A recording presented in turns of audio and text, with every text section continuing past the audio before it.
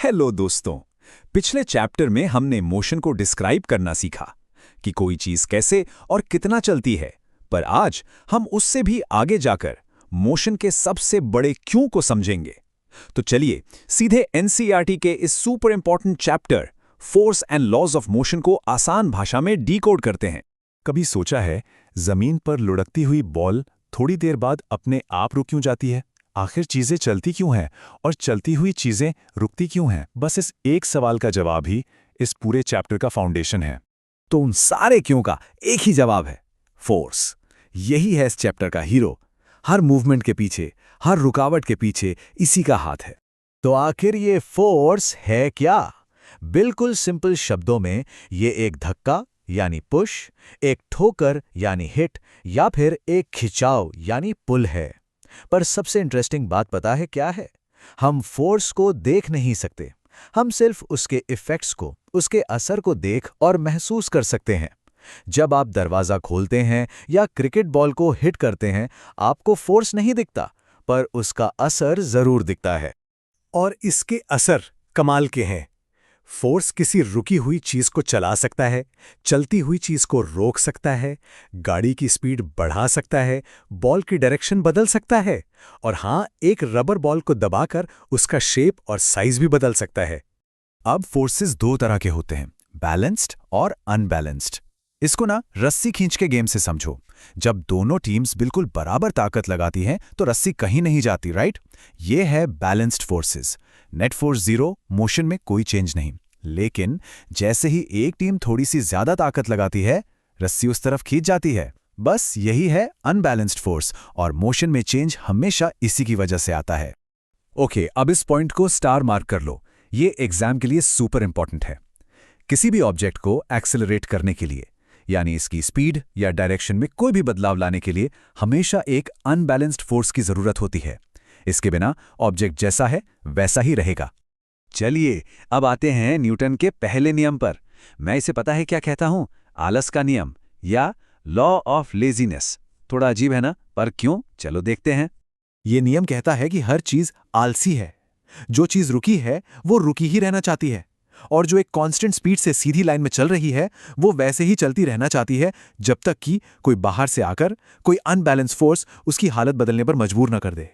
Physics की भाषा में इसी आलस को, इसी जिद को कि मैं जैसा हूं वैसा ही रहूंगा, एक नाम दिया गया है इनर्शिया। ये किसी भी ऑब्जेक्ट की वो नेचुरल प्रॉपर्टी है जिसके कारण वो अपने स्टेट में होने वाले किसी भी चेंज को रेजिस्ट करता है, उसका विरोध करता है।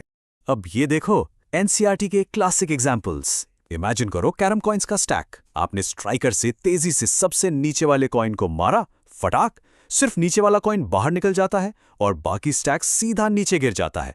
ऐसा क्यों हुआ? क्योंकि ऊपर वाले कॉइन्स अपने आलस यानी इनर्शिया ऑफ रेस्ट के कारण अपनी जगह से हिलना ही नहीं चाहते थे।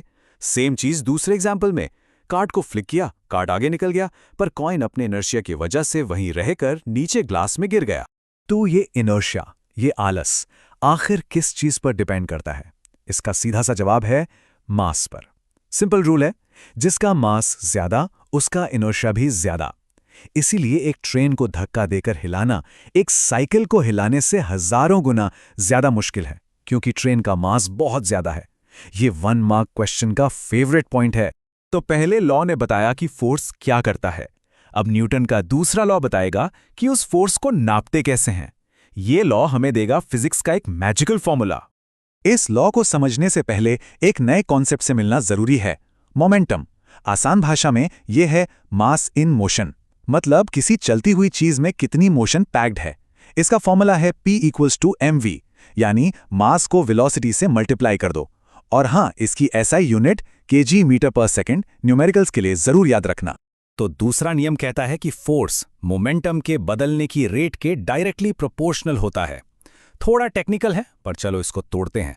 जब हम इस स्टेटमेंट को मैथ्स में कन्वर्ट करते हैं स्टेप बाय स्टेप, तो आखिर में हमें मिलता है फिजिक्स का सबसे फेमस फॉर्मूला, F=ma, यानी फोर्स इक्वल्स मास टाइम्स एक्सेलरेशन।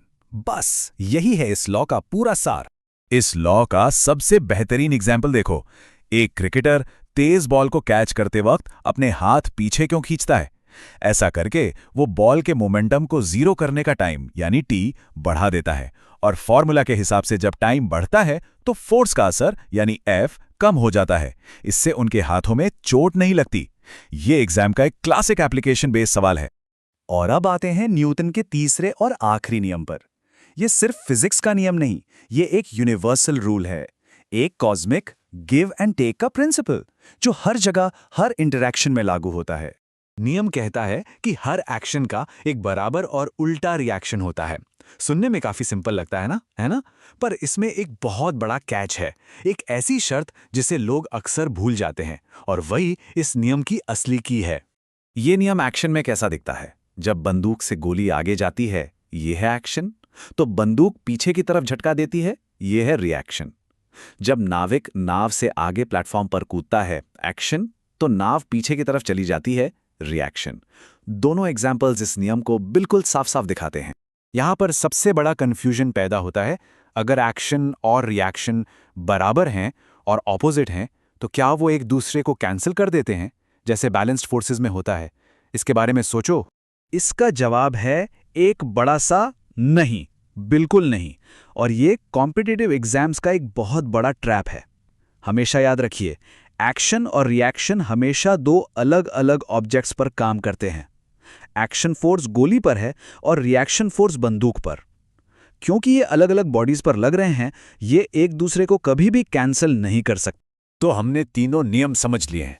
अब देखते हैं कि ये सिर्फ किताबों में नहीं है, बल्कि हमारे हर कदम में, हर पल में शामिल हैं। जब आप चलते हैं, आप जमीन को पीछे धकेलते हैं, एक्शन, और जमीन आपको आगे, reaction. Third law, seat belt sudden brake पर आपको आगे गिरने से रोकता है, फर्स्ट लॉ का इनर्शिया। कालीन से धूल झाड़ना, फर्स्ट लॉ। रॉकेट का लॉन्च, थर्ड लॉ। देखा, फिजिक्स हर जगह है। चलिए इस पूरी चर्चा को एक आखिरी दिमाग घुमा देने वाले सवाल के साथ खत्म करते हैं। न्यूटन के तीसरे नियम के अनुसार अगर धरती एक सेब को नीचे खींचती है, जो कि एक्शन है, तो क्या वो सेब भी धरती को ऊपर खींचता है, यानी रिएक्शन? और जवाब है हाँ, बिल्कुल खींचता है। एक्शन और रिएक्शन फोर्सेस हमेशा बराबर होते हैं, लेकिन क्योंकि धरती का मास और इसलिए उसका इनर्शिया इतना ज्यादा है कि सेब के उस छोटे से फोर्स से धरती में होने वाला एक्सेलरेशन इतना कम होता है, इतना नेग्लिजिबल, कि हम उसे महसूस ही नहीं कर पाते। Amazing, right?